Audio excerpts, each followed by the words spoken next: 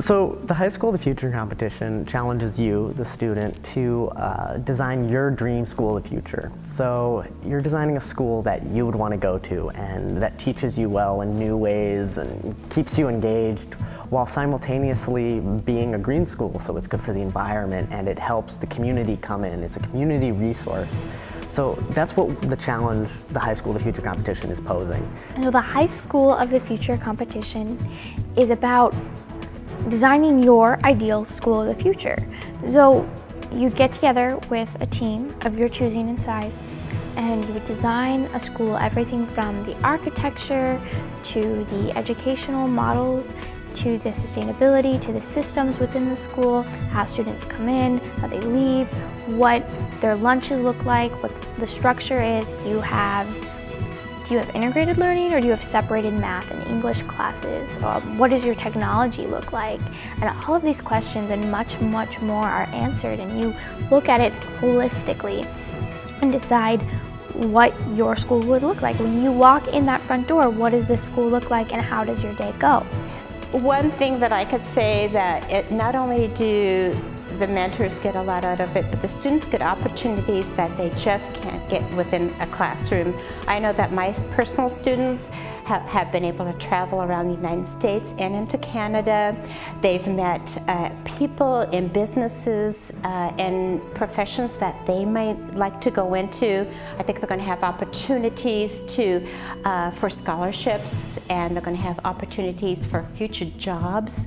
And I think that's what, as educators, that's my job, is to help students do that. And I think that this program, more than anything else I've ever done, gives that opportunity to students.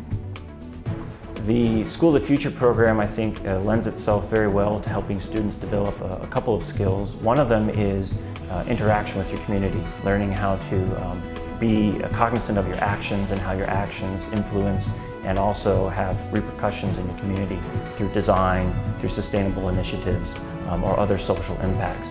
The other thing that I think it does is help students, in many cases, build communication skills, build collaboration skills, and also build speaking skills.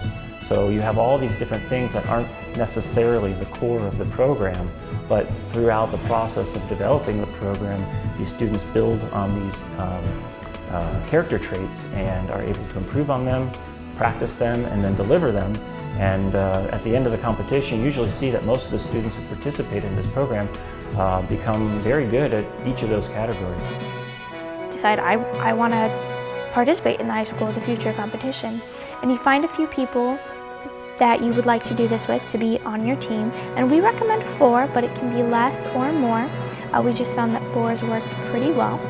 And then you find a central adult contact, and that's the only thing you have to have in common. You don't have to be from the same school, the same state, the same continent, the same country. You can collaborate across distances because we live in a world where we really are a global community.